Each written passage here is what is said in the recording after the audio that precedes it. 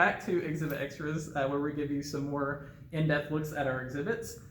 So we're back in our circus exhibit. We're actually going to start with difficult history. So Megan, I'll turn this over to you. What do we mean by difficult history?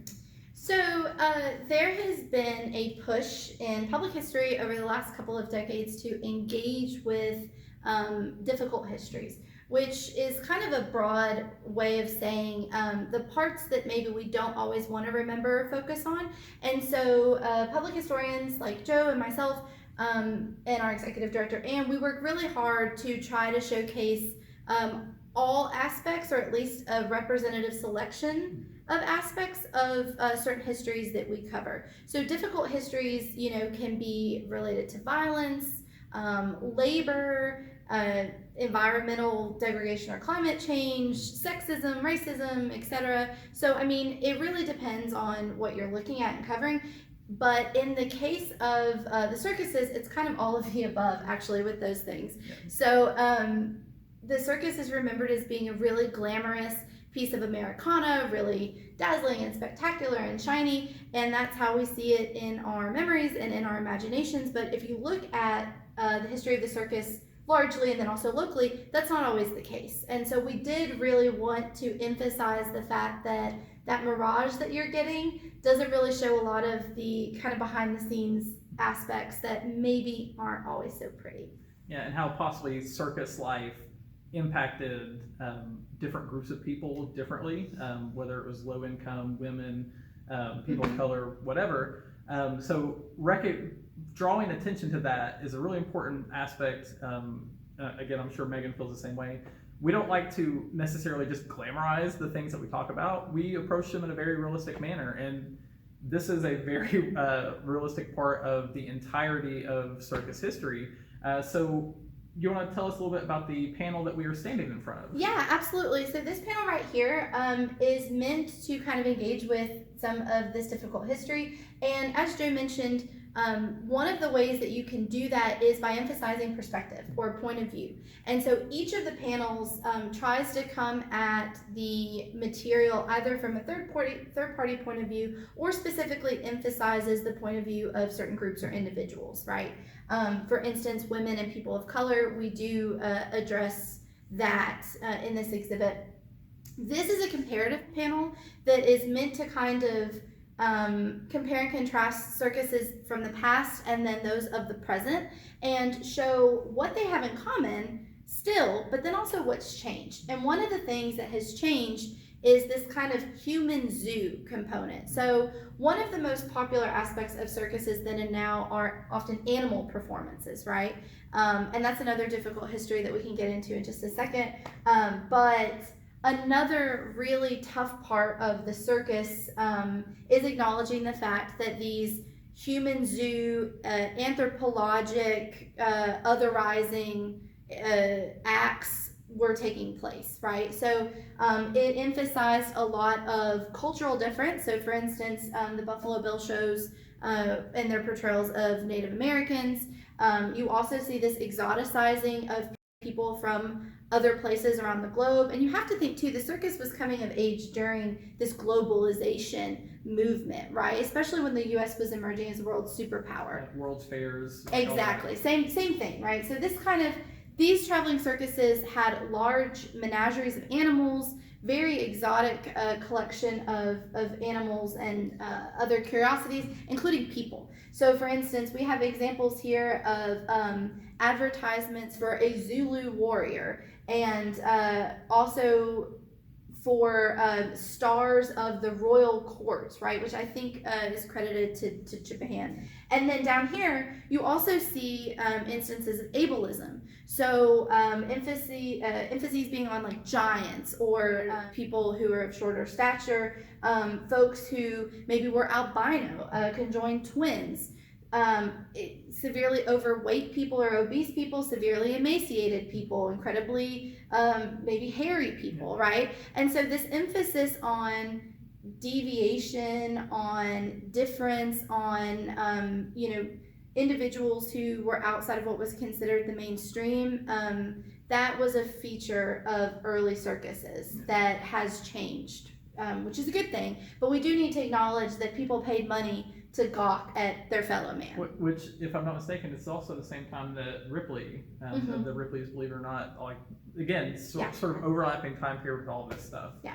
And a lot of people ask, well, why do these individuals participate? But, you know, if you kind of flip that and you think they're actually utilizing their difference, you know, things that they potentially could be discriminated against for, right? Ethnicity, religion, physical difference, and profiting from it, making money off of it. And so it's not that they necessarily maybe would have opted in, or that they, we don't want to glamorize that either, right? But it is an interesting relationship between the individual and the institution of the circus, and how power played out in that dynamic. Yeah.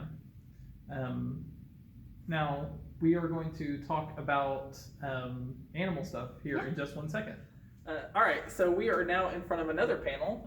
So Megan, would you like to fill us in on what is going on here behind us? Yeah, absolutely. So one of our panels, that's not this one, focuses on opportunity, right? So again, the chance for African Americans, women, etc., to not only make a living in a different type of industry, right? So for example, for African American men, they could be canvassers, they could be cooks, they could be performers, you know, and instead of logging or agriculture, etc. So, and then for women, it gave them a chance to be entrepreneurs and or performers, or to make comparable monies to men, to travel. So we have a panel that covers all of that. This panel in particular covers the risks involved with being in or associated with the circus, and there were actually a lot. And we wanted to highlight that, you know, because the effort that went into putting these shows up were not without consequences and casualties and collateral damage. So, for instance, we have examples of two young ladies who actually were orphaned when their parents, who were circus performers, died. And they ended up being adopted by the respective circuses that their parents had worked for, and they traveled with them and grew up with them, and eventually became circus performers themselves. So we see, you know, it's not uncommon for performers to become injured, and it's also not uncommon for other workers to become injured. So for instance, we see one such worker who's been has had his leg amputated after an accident. You've got trains. Originally, wagons were used to transport everything for circuses, and then later when we get trains, that changes. There were accidents, trains would go off the rails. There's actually some really horrible tent fires that happens, massive casualties. And then there are instances of animals attacking not only their trainers and handlers, but also audience members. So we wanted to kind of emphasize the fact that even though the opportunity was great for some, the risks were also really, really high. These were physically daring feats that often happened and or were involved dangerous components, fire, machinery, animals. So circus performers faced a lot of risk, but most of the sources that we encountered actually say they knew that, and they realized it was a part of circus life. But it doesn't mean it's not important to tease out and look at.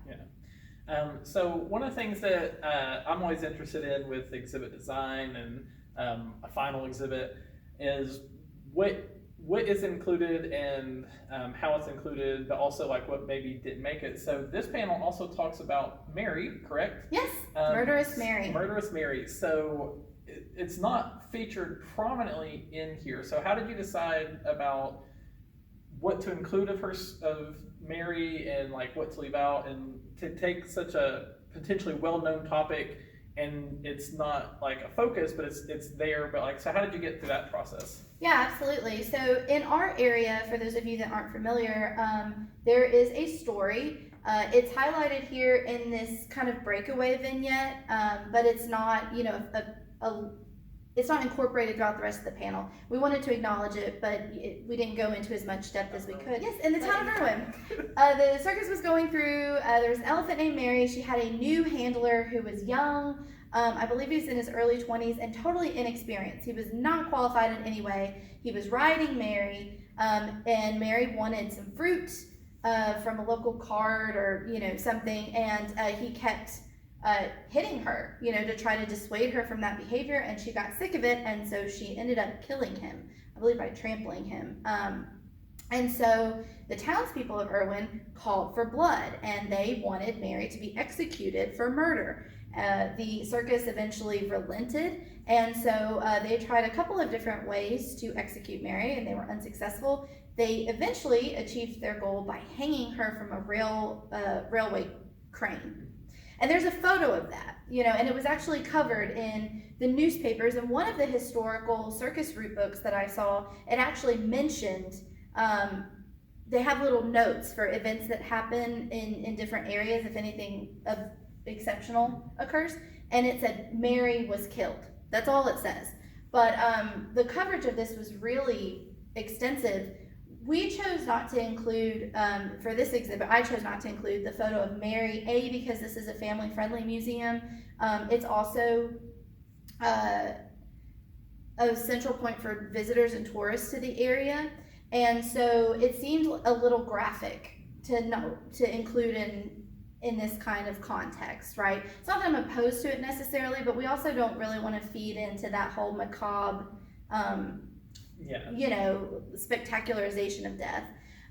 We did want to acknowledge it. Irwin has since, I believe, apologized for that incident, and I think the town contributes to the Tennessee Elephant Sanctuary as kind of a way to, pay reparations for that event. So we wanted to acknowledge that it happened because it is so well known for our area, but at the same time, put it in context of other events that were taking place, right, within the circus. So some stuff that might not be as well known as that one for people. Yeah, exactly. And it's just like, what we're doing with this kind of panel exhibit is curating, right? Not everything is going to make it. I trimmed so much from this exhibit just for readability, approachability. I mean, this entire thing could be filled up with text and still only scratch the surface. So it is kind of a painful process to have to trim out some really good stuff. It's almost though like trying to use the fewest words possible to still capture the complete essence. And so that was one of the reasons that Mary's vignette got treated in that way. That's it. Thank you to Megan. Thank you to the circus exhibit. Feel free to come check it out. Follow along with us here on Exhibit Extras and keep an eye out for our next videos, which will be covering some of the other stuff that we have going on. As always, thank you for watching and joining.